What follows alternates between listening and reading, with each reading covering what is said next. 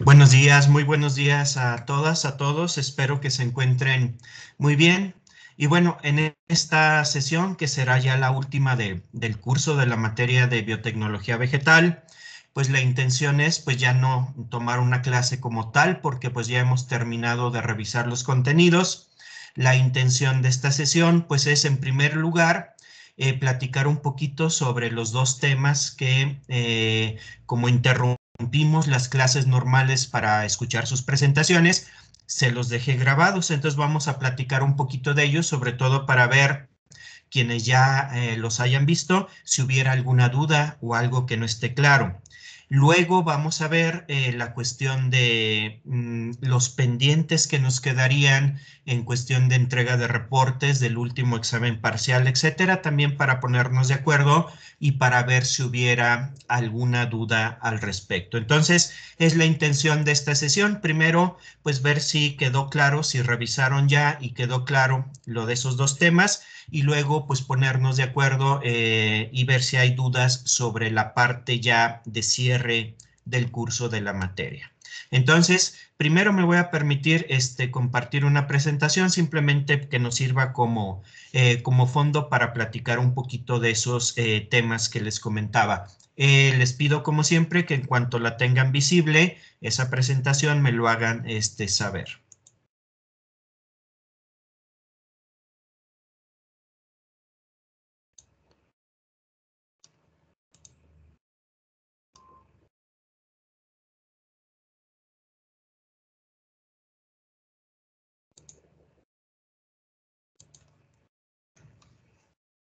Ya se ve.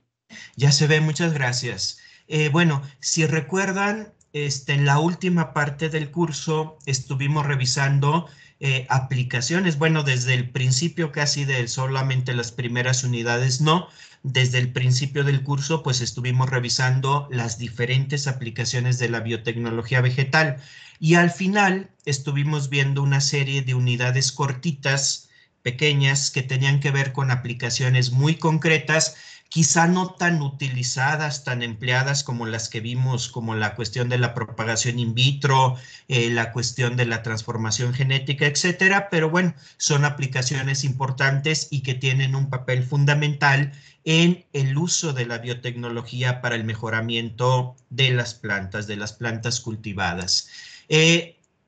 La unidad número 10, espero ya la mayoría de ustedes la hayan podido revisar en la grabación que les dejé. Tuvo que ver con una tecnología que se conoce como cultivo de anteras y generación de plantas haploides, que es una aplicación no muy extendida, pero sí muy importante de la biotecnología vegetal. Bueno, en esta aplicación, lo que vimos, me refiero a la grabación donde les intenté explicar esto ya de manera mucho más extensa. Lo que vimos es que la biotecnología vegetal pues nos permite, por un lado, multiplicar masivamente las plantas, eso ya lo conocemos, lo vimos con detalle. También nos permite modificarlas genéticamente. Eso pues lo mencionamos un poco y lo vieron con mucho detalle en materias del área de ingeniería genética. También vimos, ¿se acuerdan?, que la biotecnología vegetal nos permite incluso combinar genomas de dos plantas diferentes a través de la fusión de protoplastos. Entonces, nos ofrece toda una serie, toda una gama de herramientas para el mejoramiento de las plantas. Y otra herramienta también muy interesante que nos da la biotecnología vegetal es la posibilidad de modificar o alterar los niveles de ploidía que tiene una planta. Acuérdense ustedes, nivel de ploidía significa cuántas copias tiene de cada cromosoma. Nosotros, por poner un ejemplo que es bien conocido, nosotros somos organismos diploides. De cada uno de los cromosomas que tenemos dos copias, una copia heredada por nuestro padre, otra copia heredada por nuestra madre. Entonces nosotros tenemos todo nuestro acervo genético duplicado en dos copias. Únicamente nuestros gametos, nuestras células sexuales, debido al proceso de meiosis, son haploides, es decir, solamente llevan un juego de cada cromosoma. En el caso de la mayoría de las plantas, ocurre exactamente lo mismo. La planta como tal suele ser un organismo diploide. Acuérdense, diploide también se simboliza como 2N, es decir, el organismo, la planta normalmente es diploide. Y sus gametos, igual que en nuestro caso, sus gametos son haploides, es decir, solamente llevan un juego de cada cromosoma, son N.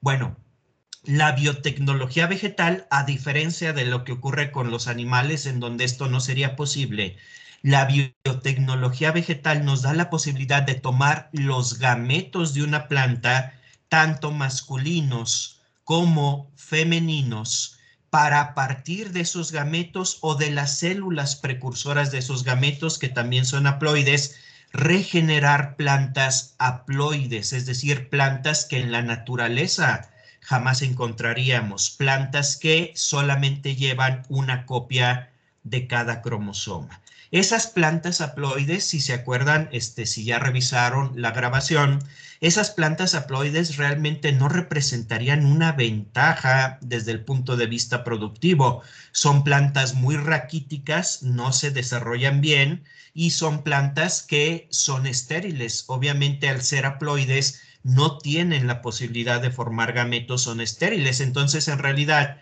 estas plantas haploides, si bien se pueden generar quizá como una curiosidad, pues realmente no tendrían un papel importante en el mejoramiento. Al contrario, son plantas de muy bajo potencial en cuanto a productividad.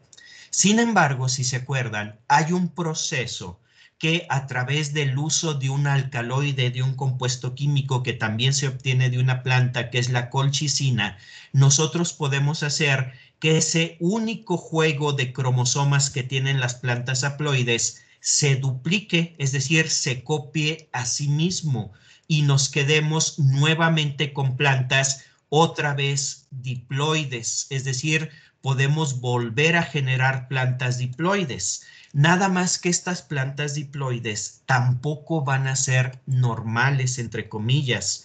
No van a ser normales porque van a tener dos copias de cada cromosoma, dos copias de cada gen, pero ambas copias van a ser exactamente iguales, no como en una planta normal donde una copia viene del lado paterno, otra del lado materno, y son diferentes. Hay genes diferentes, genes dominantes, genes recesivos, etcétera. En una planta que nosotros obtenemos así, sí tenemos dos juegos de cada cromosoma, pero son idénticos, completamente idénticos. Si se acuerdan de la grabación, a eso se le llama una línea isogénica. Y la gran ventaja de una línea isogénica es que el genotipo y el fenotipo son exactamente iguales. Como no hay genes dominantes, como no hay genes recesivos, porque todos son exactamente iguales, el genotipo lo vamos a ver reflejado directamente en el fenotipo. Es decir, no va a haber absolutamente ninguna característica que esté oculta.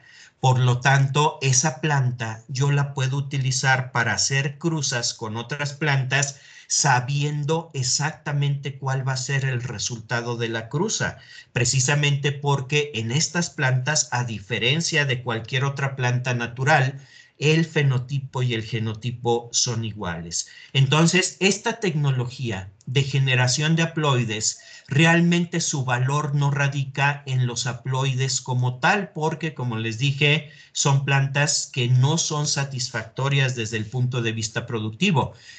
La ventaja o la aportación de esta técnica es que nos permite generar esas líneas isogénicas, y esas líneas isogénicas van a podernos permitir hacer cruzas en programas de fitomejoramiento tradicional que sean completamente predecibles en cuanto a sus resultados. Entonces, estas son las plantas haploides y esta es la ventaja que tienen.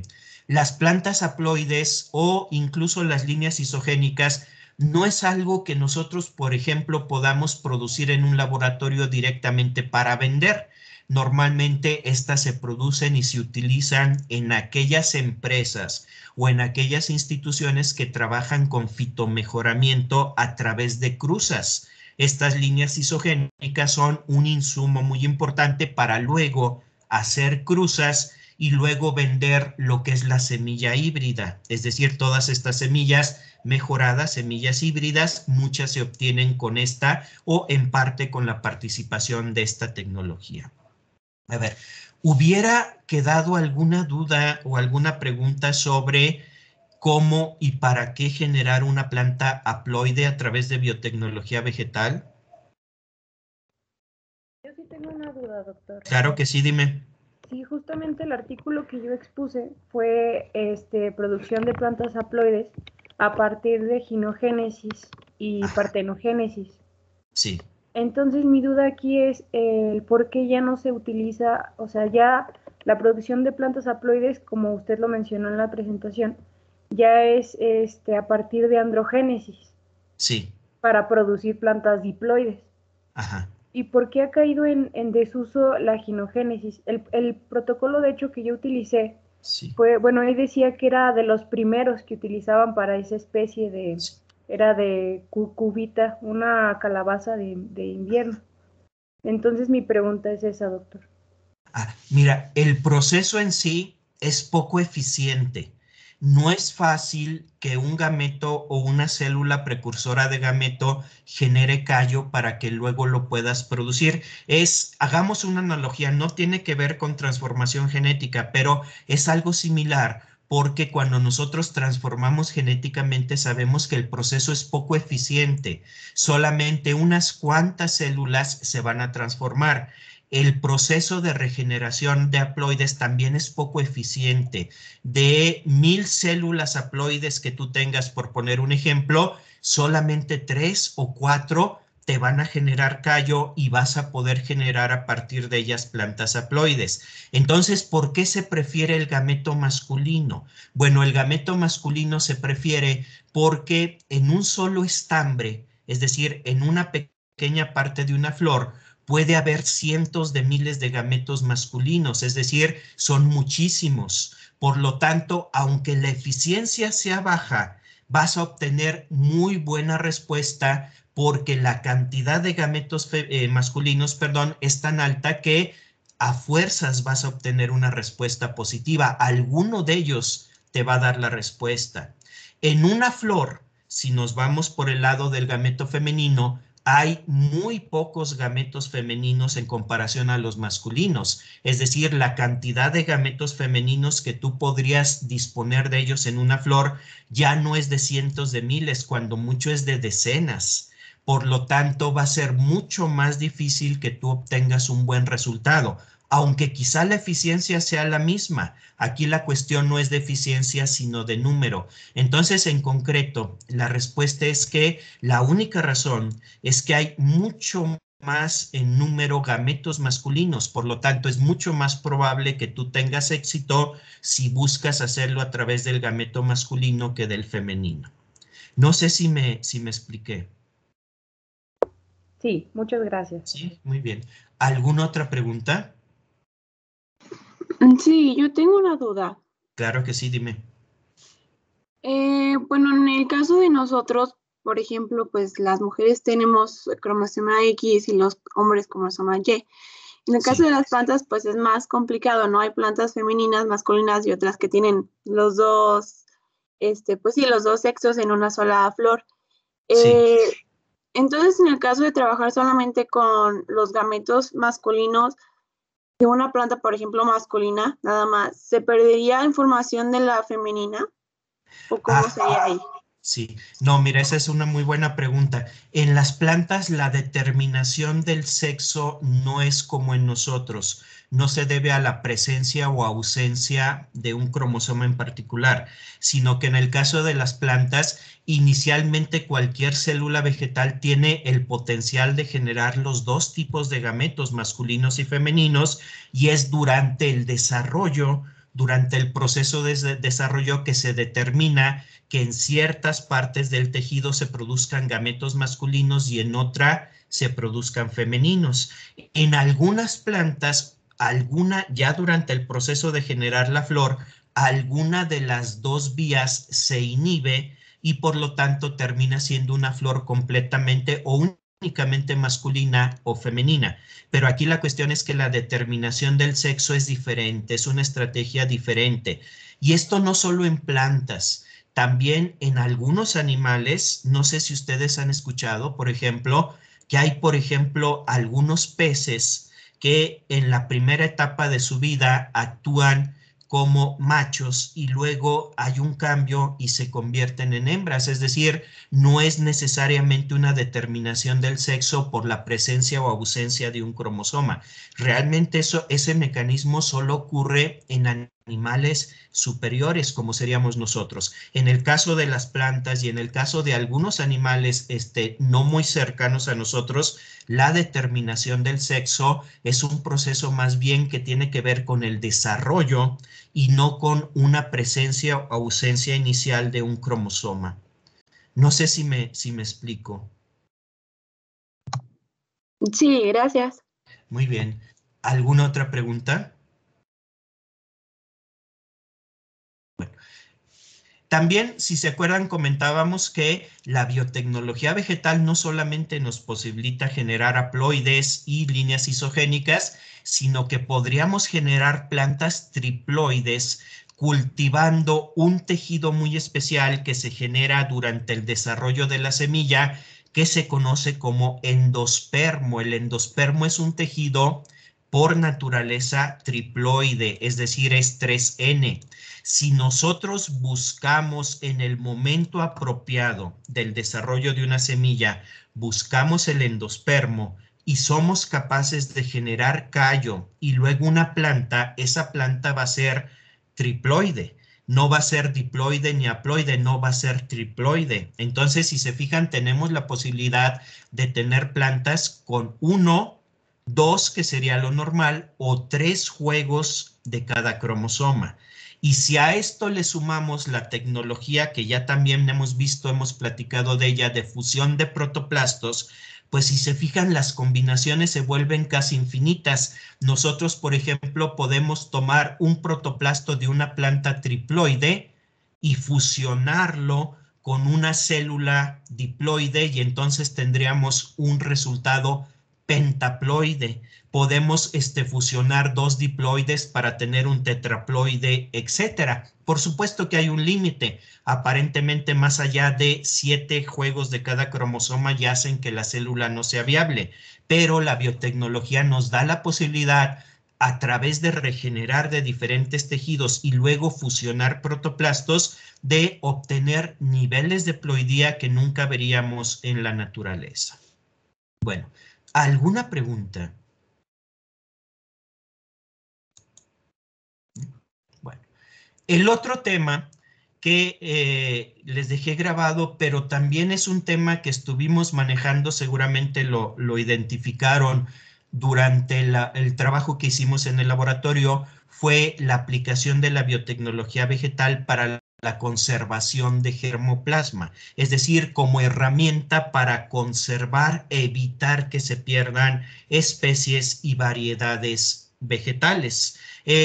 Todo el material que ustedes trabajaron en el laboratorio o que ustedes estuvieron observando en la otra actividad, todo ese material precisamente proviene de un programa de conservación de germoplasma. Entonces es algo relativamente sencillo, pero es algo sumamente importante, una aportación muy importante de la biotecnología vegetal al manejo racional, pues en este caso de la biodiversidad. Si se acuerdan, por lo que habrán visto en la grabación, hay 3 maneras de utilizar el cultivo in vitro para conservar germoplasma. La primera de esas maneras es la quizá más sencilla de entender. Es si ustedes tienen, por ejemplo, una empresa, por mencionar algo, una empresa de propagación de, no sé, de algunas especies de cactus, y ustedes tienen sus cultivos de cactus y los están manteniendo. Mantener quiere decir que les están cambiando de medio cada vez que se requiere, pues indirectamente, además de estar produciendo, además de estar funcionando como empresa, están conservando esas especies, es decir, las tienen guardadas, las tienen cuidadas. Entonces podemos decir que cualquier laboratorio o cualquier empresa que se dedique a propagar, a multiplicar plantas in vitro, de alguna manera está conservando ese germoplasma. ¿Y qué es lo que se hace para conservarlo? Pues simplemente no permitir que se nos mueran los cultivos, estarlos cambiando de medio cuando se requiera para que esos cultivos no se vayan a morir, no vayan a perder viabilidad. Este es un método eficiente para conservar germoplasma porque lo tenemos en condiciones controladas, está fuera de cualquier problema medioambiental, está en un laboratorio, está libre de patógenos, etcétera. El único problema es que si nosotros tenemos demasiadas especies o manejamos demasiadas especies como lo hacemos en la universidad, pues se vuelve o se convierte en algo complicado, porque el estar subcultivando un gran número de especies, el estar cuidando que no se pierdan, pues va a consumir una gran cantidad de tiempo y de recursos. Es por eso que hay una segunda estrategia, que es la que se utiliza precisamente en la universidad, que es la conservación a mediano plazo. Y esta consiste, realmente también es muy sencilla de entender, consiste en modificar ya sea el medio o las condiciones de cultivo para tratar de retrasar o retardar el crecimiento de los tejidos. Por supuesto que no los queremos matar, queremos que estén vivos y que estén viables, pero queremos que no crezcan o que crezcan lo menos posible. Es decir, queremos como ponerlos en un estado, llamémosle así, quizá de un poco de animación suspendida. Es decir, están vivos, pero realmente no están creciendo, no están generando biomasa. ¿De qué nos sirve eso? Bueno, nos sirve, por supuesto, de que en lugar de que yo una especie en particular la tenga que estar cambiando a medio nuevo cada 40, 50 días, como sería, por ejemplo, los agaves que ustedes trabajaron, si yo tengo esta tecnología, en lugar de darle mantenimiento cada 40 días, cada 50 días, le voy a dar mantenimiento cada 9 meses, 10 meses, un año. O incluso ahora que se nos atravesó esta situación desafortunada de la pandemia, pues muchas de las especies, incluso se los platiqué en el laboratorio, muchas de las especies se nos pasó el tiempo, hasta más de un año, y no se murieron. Sí se les secaron algunas hojitas, ustedes lo vieron quizá, pero eran plantas perfectamente viables. Eso se da gracias a el crecimiento retardado. ¿Cómo se logra esto? Bueno, hay varias estrategias. Una es simplemente colocar los cultivos a bajas temperaturas. Ustedes saben que la baja temperatura hace que el metabolismo se haga más lento. No estamos hablando, por supuesto, de congelarlos, ni mucho menos, sino ponerlos a temperaturas de 10, 15 grados centígrados, en donde simplemente se reduce su tasa de crecimiento. También podemos utilizar medios con muy poquitos nutrientes, es decir, tenerlos, si lo quieren ustedes llamar así, en una situación permanentemente de hambre, es decir, que les falten nutrientes, no van a poder crecer, pero los vamos a mantener exactamente en el límite en donde no crezcan, pero tampoco se nos mueran, es decir, no los vayamos a perder. Otra estrategia que es precisamente la que usamos en el laboratorio, que es muy sencilla, es simplemente al mismo medio de cultivo que utilizamos, que ustedes ya conocen, le vamos a agregar un agente osmótico, por ejemplo, manitol o sorbitol. ¿Qué son los agentes osmóticos? Son moléculas que no le causan daño a la planta, que no le afectan su bioquímica porque la planta pues realmente no las toma ni las metaboliza, pero que lo que hacen es reducir la capacidad del medio de cultivo de darle agua a la planta. Hacen que el medio de cultivo se convierta en un medio hipertónico y por lo tanto el agua ya no se va a mover fácilmente del medio a la planta. Por lo tanto, vamos a mantener a la planta en una condición artificial de sequía. Es decir, es como si la planta estuviera en la época seca del año. Las plantas normalmente cuando se someten a una sequía, por supuesto que no llegue a matarlas, pues van a dejar de crecer. La primera respuesta es que dejan de crecer hasta que las condiciones vuelven a ser las adecuadas. Entonces, nosotros en la universidad, pues lo que hacemos es simplemente mantener, si quieren verlo así, engañados a nuestros cultivos de que están enfrentando una sequía y lo que hacen es simplemente crecer más despacio y eso nos da la oportunidad de mantenerlos en periodos mucho más prolongados. También hay una estrategia que utiliza inhibidores del crecimiento, son como los reguladores del crecimiento que usamos, las citocininas, auxinas, pero estos compuestos actúan al revés, inhiben el crecimiento. El uso de estos compuestos no es muy eficiente porque es muy fácil que nos pasemos de la cantidad y en lugar de retardar el crecimiento, pues matemos a la planta. Pero bueno, es una estrategia que sí en algunas especies se ha llegado a utilizar. Entonces, si se fijan, son procedimientos relativamente sencillos, incluso los podemos combinar, no solamente podemos usar uno, podemos utilizar 2 o 3 juntos para asegurarnos de que nuestros tejidos se mantengan vivos pero sin crecer y eso nos permite tenerlos en una especie de animación suspendida que no nos va a costar mucho trabajo tenerlos vivos y los vamos a tener guardados para que en el momento en que se requieran pues simplemente los tomemos, los coloquemos en un medio normal que ya no tenga estas cuestiones que retardan el crecimiento y esos tejidos van a recuperar su viabilidad normal.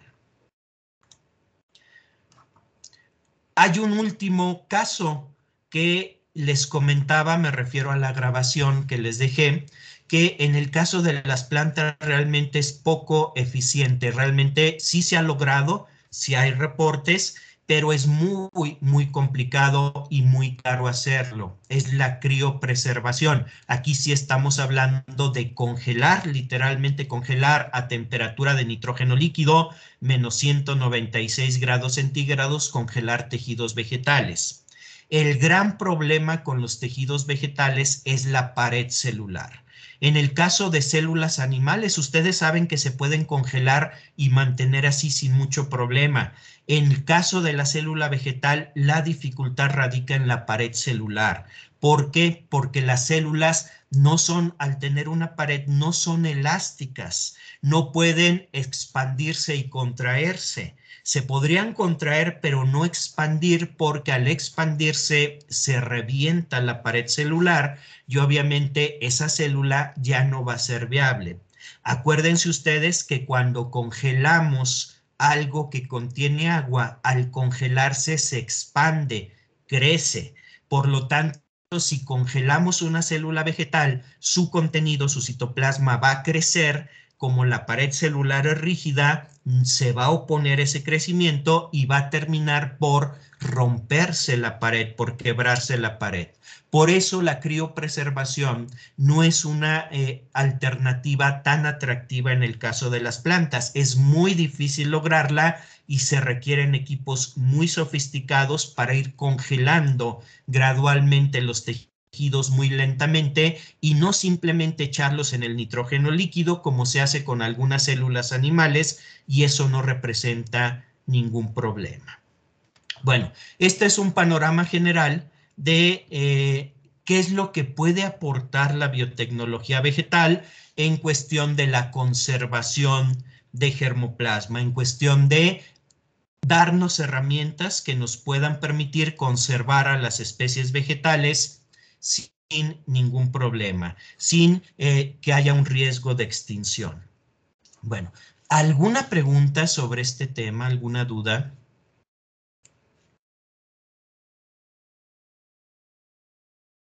¿No hay preguntas? Muy bien.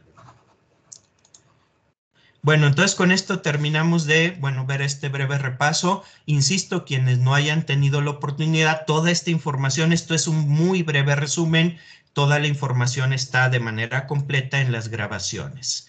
Entonces cambiamos un poquito de tema, ya nada más para cerrar, ponernos de acuerdo en lo que tenemos todavía pendiente. ¿Se acuerdan que hace unas semanas les subí por ahí a las plataformas este cuadrito nada más para ir recordando los pendientes que teníamos?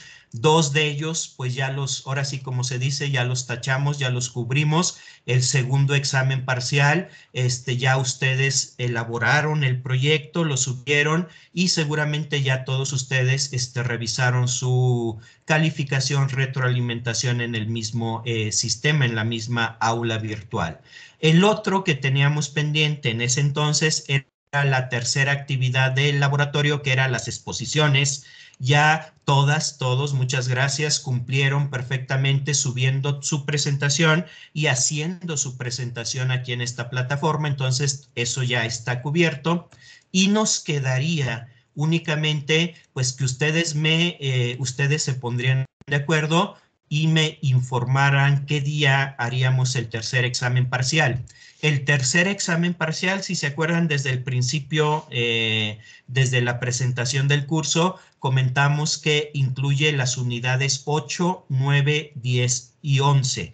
Si se acuerdan, la 8 era la producción de metabolitos secundarios, la 9 era lo referente a los protoplastos, la 10, la acabamos de platicar de ella, es lo de las plantas haploides y la 11 es la conservación de germoplasma. Este examen lo haríamos similar al primer examen parcial, se haría en la plataforma aula virtual. Entonces, lo único pendiente es que ustedes me digan, ustedes decidan qué día lo haríamos. Sería, ustedes saben que el periodo abarca del 29 de noviembre al 10 de diciembre. Entonces, pues si ya lo han platicado, me lo dicen, y si no, me informan luego por las vías que ya conocemos en qué fecha han decidido que se haga ese tercer y último examen parcial. Luego nos quedaría pendiente para el día 3 de diciembre la entrega del reporte de la actividad 1 del laboratorio, que si recuerdan es el seguimiento que se dio a todos esos cultivos que están colocados en la planta baja del laboratorio. Aquí sí había que elaborar un reporte, las instrucciones detalladas pues están o ya desde hace tiempo están en el aula virtual y en Teams. Y luego también tenemos pendiente para ese mismo día la actividad 2, pero acuérdense, eso era únicamente digitalizar los apuntes, lo que ustedes hayan tomado durante las sesiones de trabajo en laboratorio o la revisión de sus resultados, la revisión de la germinación de sus semillas, etcétera. Era solo escanearlo y subirlo a la plataforma. Esos serían entonces los tres pendientes que nos quedan. El segundo y el tercero pues ya están definidas la fecha y la forma de entregar. Las instrucciones también ya las conocen y el examen parcial, el último examen parcial, pues quedaría yo solamente al pendiente de que ustedes me confirmen la fecha. Bueno, ¿alguna pregunta sobre esto? Ay, perdón. Sí. Le quería comentar que nos habíamos puesto de acuerdo y Sí. acordamos que el día 3 de diciembre también fuera el día de la fecha del examen. Muy bien. Entonces, el 3 de diciembre lo haremos. ¿A qué hora se les hace más que se abra el examen? ¿A qué hora se les hace más cómodo?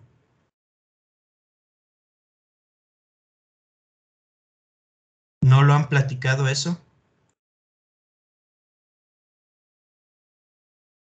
No. ¿No? Si quieren, luego me dicen, quedamos para el día 3 igual que en el primer examen, se abriría a cierta hora, se les va a dar un margen amplio, por supuesto, para no apresurarlos y se cerraría un tiempo después. Entonces, nada más que me digan a qué hora se les hace más cómodo que se abra el examen. Lo dejamos para el día 3 y ya nada más me confirman, incluso si puedes tú, Rebeca, a qué hora abriríamos el examen. ¿Alguna otra pregunta? Sobre la entrega de la bitácora del reporte, ¿no hay ninguna pregunta, ninguna duda?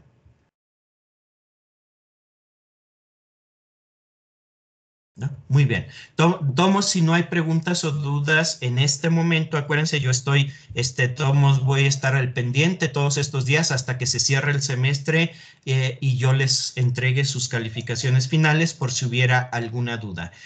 Cuando hagamos el examen y hagan ustedes la entrega de sus trabajos unos días después para que se estén al pendiente a través de la plataforma, de esta misma plataforma Teams, del chat privado, no del general, les voy a estar haciendo llegar a cada uno de ustedes todas las calificaciones que fuimos acumulando durante el semestre, así como la calificación final, para que se estén al pendiente, ustedes lo revisen y si hay algo que aclarar lo podamos hacer antes de que se llene y se entregue el acta. Entonces, unos días, la semana siguiente a la entrega del examen de los trabajos, pues estén al pendiente para que revisen eso de inmediato.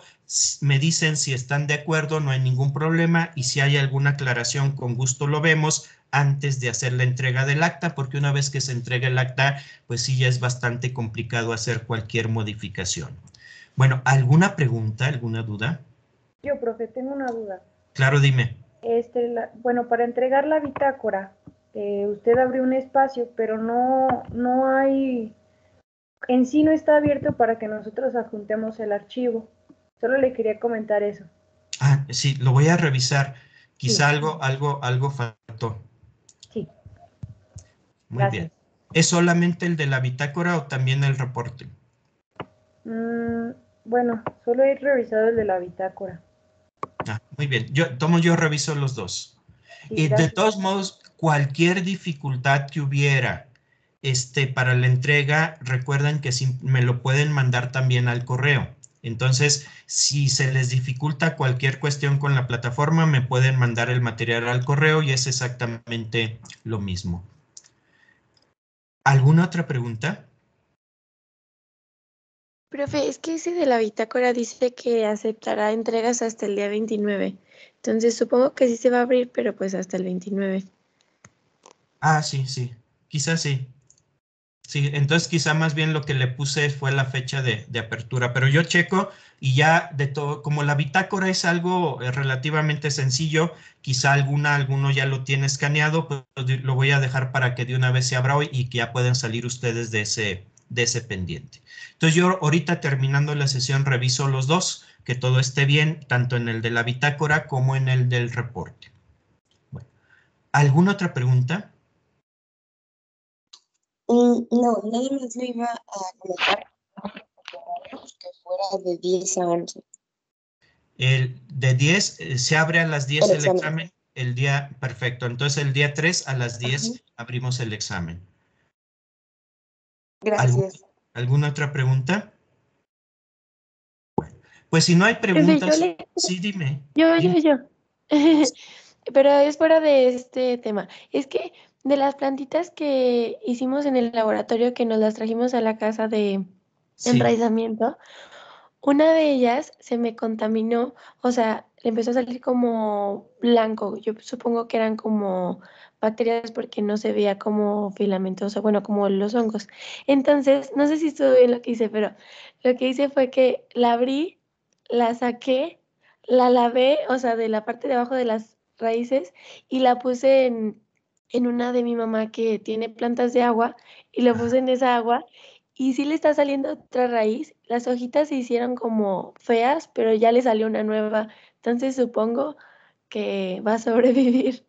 Sí, sí, habría, en cuanto le veas las raicitas ya un poquito más grandecitas, no sé, 1 centímetro o 2, sí sería bueno ya mejor pasarla a suelo, porque estas plantas no se van a desarrollar bien con pura agua. Son plantas que necesitan también periodos de sequía, son plantas de zonas áridas. Entonces, que eso sirva nada más para que crezca un poquito la raíz y en cuanto tú veas eso, ya mejor pásala a una macetita con sustrato.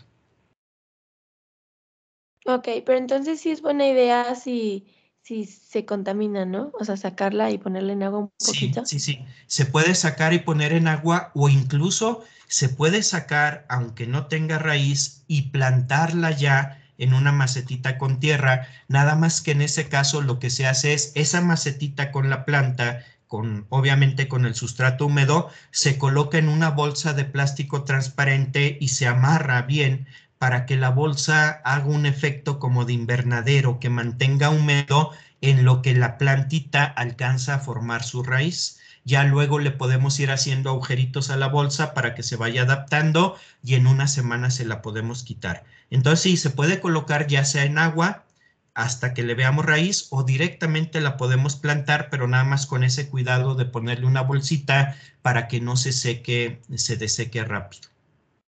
Ah, ok. Muchas gracias. Muy bien, no, al contrario. ¿Alguna otra pregunta? Bueno, pues no me resta más que pues agradecerles ahora sí que su participación durante todo el semestre, nunca fallaron, siempre estuvieron presentes en todo, entregando todo, llevando a cabo todas las actividades. Yo sé que esta forma de trabajo ni es la ideal ni es fácil, pero bueno, afortunadamente ya las cuestiones poco a poco van a ir normalizándose cada vez más. Yo espero que el próximo semestre ya nos podamos estar viendo de manera más rutinaria, aunque ya no me va a tocar darles clase, pero ya estamos trabajando todos en la institución. Entonces, pues sí les agradezco, además de su atención, la gran paciencia que tuvieron, porque yo entiendo que esta forma de trabajo pues a veces se complica, y pues les deseo mucho éxito en lo que les resta de su carrera y mucho éxito sobre todo ya en su profesión más adelante como biotecnólogas, biotecnólogos. Y pues seguiremos estando de alguna manera en contacto, porque me va a estar o me corresponde estar cada semestre en el proceso de evaluación de sus tesinas. También les deseo mucha suerte en esas tesinas. Entonces, yo voy a quedar al pendiente de cualquier duda, de cualquier comentario que haya, y la semana siguiente a que cerremos con el examen y con los trabajos que hay que entregar, me voy a estar contactando con cada uno de manera personal en el chat para ver si hubiera alguna aclaración con respecto a sus calificaciones. Entonces, ¿alguna pregunta, alguna duda antes de cerrar? ¿No? Bueno, pues muchas gracias, y igualmente muchas gracias por su presencia en esta ocasión. Y bueno, yo sigo al pendiente, ya sea allá en la universidad, quien se quiera dar alguna vuelta, o a través de las plataformas que ya tenemos para cualquier pregunta o para cualquier duda. Entonces, con esto cerramos pues la sesión del día de hoy, y estamos al pendiente pues de esas actividades que tenemos todavía ya para cerrar el semestre. Muchísimas gracias. Por nada, hasta luego. Gracias, profe. Nos estamos viendo, hasta luego. Gracias a ustedes. Gracias por todo, profe. Hasta luego. Hasta luego. Gracias por Gracias, profe. Hasta luego, que estén muy bien. Gracias, profe. Profe. Profesor.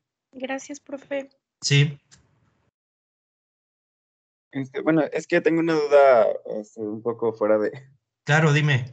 la materia. Bueno, lo que me lo pidió Miguel que se lo preguntara de noveno semestre. Lo que pasa es que